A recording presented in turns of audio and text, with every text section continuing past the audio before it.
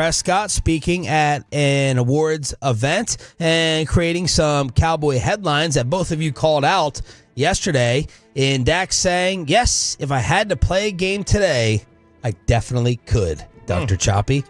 I mean, how does that make you feel? Like, let's be fair. Like, you know, like if he said he had to play today, he could, which, does any of us believe that if he had to play today, he could? No. I don't believe that either. Like, they have to know where he is on the injury front, do they not, at this point? Yeah, they have their medical team working with him. Yeah, like, they would have to know, and so they know whether he's telling the truth here or if he's behind or not. And, I mean, I think Atlanta saw the same thing last year with Kirk Cousins leading up to the draft, that Kirk was behind.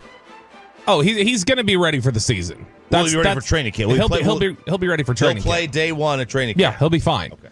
But it's just, He said he's going to try to participate in most, if not all, of these first Schottenheimer workouts. He'll be medically cleared. But the idea of, could you play today? No, you couldn't. I mean, it's because even when he addressed it, he had talked about, I could play today if I had to. 17 games, though, is what we're really trying. Yeah, because what you're saying is if you could play one game and probably leave it hurt because you're not ready to play. It's just a silly fib. It's like when Aaron Rodgers does his, I'll be playing by the end of December, even though I tore my Achilles 2 weeks ago. Yeah. It's like, no, why even make that up? Why even go with that? I guess it's because nobody can actually show it, and you don't want to concern anybody by saying, well, I couldn't play today, so you're just trying to soften it. But no, he couldn't play today. Are you factoring any of this into your draft plan? Look, I mean, again, they would know the exact where he is. It's clear. I think it's clear Atlanta knew that Kirk wasn't going to be good to go. Probably. When they drafted Penix. Yeah, because there was zero chance Penix wasn't going to be there by the time they picked. They knew all along Penix would be there. It wasn't we had no idea he was going to drop to us. So it was clearly an indictment of what they saw from Kirk. So I don't know that, I don't think Shedor's going to get to 12. I think New Orleans, obviously, with Carr's shoulder injury status, that's probably his floor. I don't even think he gets there. I think the Jets would take him at 7. I mean, Dart might be picked ahead of Shedeur, though, depending on the team.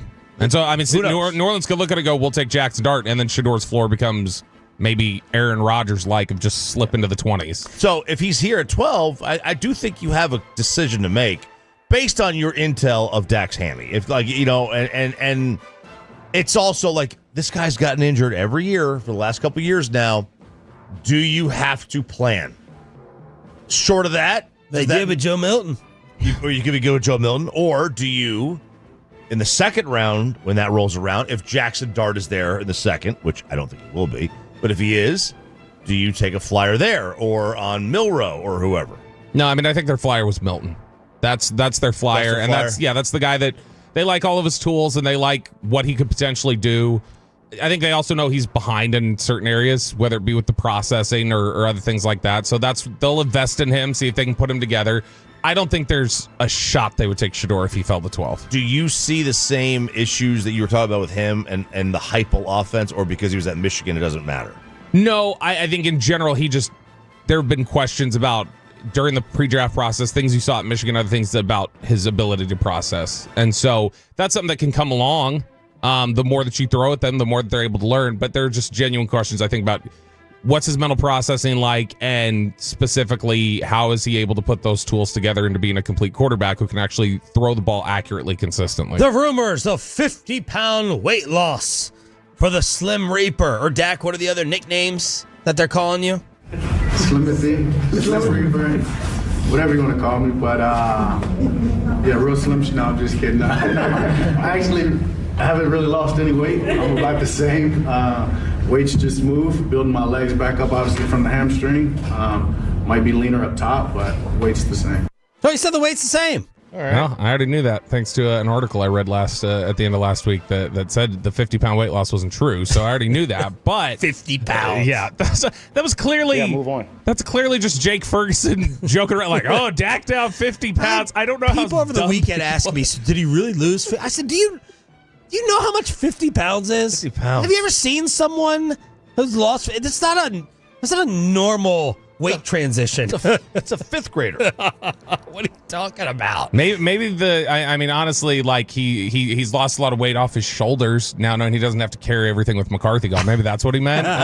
He's looking 50 pounds lighter in that sense. Now he's got a coach that's in lockstep with him. All right, the thing I was most interested in, playing today, whatever. I don't care. He's going to be fine. I trust that he's going to be fine to start off when he needs to start off. The thing that I was most interested in is him talking about his mobility. And he was asked, like, do you have to stop running so much? And he said, me playing my best, I'm mobile, whether it's actually running past the line of scrimmage or scrambling, making plays happen with my arm. So that's vital for me. That is a big part of this. So Dak is telling us, no, I'm not running less. It's a part of my game, and it needs to stay a part of my game. Well, I mean, I don't know how much less he can run than what he has. I mean, you're basically Tom Brady back there if you're not going to run anymore. But he needs to run. Like, that's the thing. It is part of his game. He needs to run to throw. I would like to get some numbers on this, like rolling out. Oh yeah, yeah. Oh, I mean, it feels like when he rolls out and cuts it loose, I'm betting on a big play to happen more often than not. That's when he's at his best. Watching him scram, and he needs. Look, I have no problem with what he said. There was a time a couple years ago. I agreed with Jerry. Like, cut down on the design runs. It is what it is. It's a part of his game. You need your little fake red zone read options for him to use his legs. It's just painful to watch him run. Yeah. I mean, honestly, to me, he doesn't need to run. He needs to be mobile, though. Yes. Like to me, whenever anybody's like, oh, he needs to run, like he needs to do RPOs or he needs to have the option in there to be able to run and take it if, basically they let the edge go. But to me, I think it's more just about being able to be mobile enough to deliver a pass or extend a play or shift. As long as he's mobile enough just to do that, they're fine. I do think that when he says, yeah, I'm not taking running out of my game, that's part of my game, that's also partly rhetoric of like, you're not going to tell teams, telegraph that I'm not running the ball anymore. But I think the reality is you can look at his numbers. He does not run the ball nearly as frequently. He doesn't move as much. He's going to be 32 coming up here in July. And so he's an older player who started breaking down, and you've got to limit those hits. Jordan Lewis, Tank Lawrence gone. Dak on a possible leadership void in the locker room. It's a great opportunity for guys. I almost don't want to say one because I want to challenge him. I mean, there's a lot of slates and a lot of positions. Obviously, Michael Parsons, you know what I mean? You got CeeDee Lamb. You got guys that you can name, but there's a lot of the guys that have an opportunity to step up. But super, super excited about what we have, the veterans that we have. I mean, honestly, the one that jumped off when you ask it is Osa, right? Like, guys follow him. He does things the right way, but it's about creating more that you just can't deny their leadership and you can't deny their will to win. Didn't want to name a lot of names, but Osa jumped to mind. Friend of the show, Bobby Belt. Osa's I think Osa is naturally somebody who's going to step up, is going to be a bigger part of this, and is going to be somebody who they lean on more. Osa's considered like that's the success story that you look for in terms of the guy who works really hard and reaches every bit of his potential. I think Deron Bland hopefully could be part of that, be part of stepping up. You would think as long as he's healthy, DeMarvion Overshown is kind of a big part of the leadership on that side of the ball as well. But yeah, I mean, there's definitely a void here. And then more than DeMarcus Lawrence, it's Jordan Lewis. Jordan Lewis leaving here left a big hole for them in terms of somebody who holds everybody accountable and says like, hey, this is our standard and everybody needs to be hitting it. Chop mentioned it. The Saints, I'm leaving Dak with that. Anything else? No, I think it's good. Choppy mentioned it. Derek Carr is now apparently dealing with a shoulder injury that threatens his availability for the season. So Kellen Moore with bad quarterback news to start off, unless it's really a blessing and it's forcing you to rip off the Derek Carr Band-Aid, money and all. Money and all. Carr's got his floor's too high to help you get the number one pick. But he's not good enough to get you to the Super Bowl or the playoffs. I mean, maybe the playoffs. Maybe. With, he's been there a couple times, but certainly not good enough to get you to the Super Bowl. And that's the worst spot to be in. You cannot have a quarterback that is just a little bit too good to not be bad enough. The Saints need a reset. And maybe they're lucky enough and somebody drops to them, or they take Dart, like you said, Bobby, or Shador, or whatever, or you trade up, or you go with the Spencer Rattler route. Oh. You could do that if you wanted to. Maybe Kellen Moore likes him, right? Maybe he can figure something out. But they're in a tough spot. But this may be a blessing. This may be a blessing in disguise that you lose Derek Carr potentially for the year. Yep. And this allows you to go get the number 1 or 2 pick. Yep. I remember thinking how bad they were after they beat Dallas and just being like, that New Orleans team was really rough after the Dallas game. And so I was curious. Dude, remember what they did to us? Oh, my yeah. God.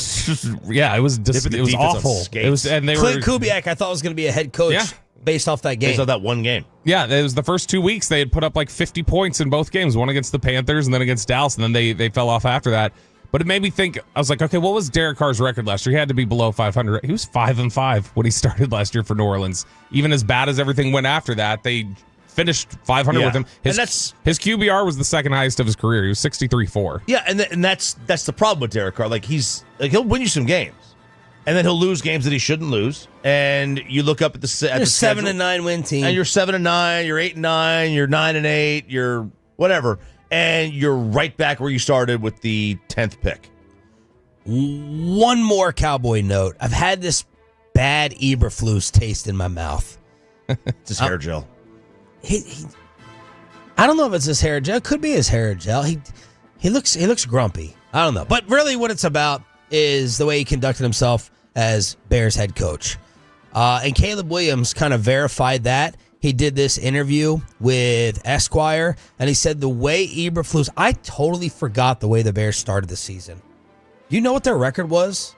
They were a winning team 3-1, through the right? first like 5-6 weeks of the season, weren't they? They were 4-2, and the Commanders' Hail Mary would have made them 5-2. I was shocked. Yeah. That I was like, what? The Bears should have been 5-2? Well, the Hail Mary loss, the way Eberflus handled that, according to Caleb Williams, annoyed the Bears locker room. Not only the strategic gaffe, but also a lack of discipline. And that's not even to talk about the way he stood up and was like, I don't regret anything. What are you talking about? I didn't do anything wrong. I didn't do anything bad. So Caleb Williams talked about some of the annoyance inside that locker room on Eberflus. Yeah, I guess it would concern me if I was hiring him again to be a head coach. I always love these kind of hires that they made with the defensive coordinator. Because to me, when you're saying we're going to be a rehab program for what you screwed up at your last stop on your track to getting straight again, like they did with Zimmer or like they did with Dan Quinn, or I mean, they've honestly done it with a number of different coaches. Marinelli, Richard, across the board. They go, all right, here's your rehab opportunity. But Bob, I worry about his overall judgment. Like the Hail Mary thing, and again, these are just two instances, and it could be an unfair microcosm. Mm-hmm. But the Lions game with that clock management stuff makes me worry about. Now, he's not going to be handling the clock as a defensive guy, Sure. But it just makes me wonder, like, okay, if you were that far off with a judgment decision over that important of a moment, what else are you off on? Although his judgment was good enough to have them should have been 5-2 to start off. Yeah. And I mean, Quinn had a ton of judgment questions leaving Atlanta. Like when he got hired here, the questions were just, I mean, the game here in Dallas, a lot of people thought ultimately is what was the first domino that said you're getting fired, where they were up 20 in the second half and they blew that lead, and then the watermelon kick happens, and he got asked a question post-game of like, I don't remember the specific issues, but he was asked something over a Zoom because it was 2020, it was COVID year, and he paused and he just couldn't answer for 10 seconds. He goes, I don't know. And a lot of people were like, he's done. He can't even answer questions anymore. I mean, Dan Quinn was considered a toxic candidate when he got hired here, and it ended up working out. So I think similarly, Eberflus is going to look back, and there's an image that he knows he has to repair, and so I think this is an easy spot to be able to do it.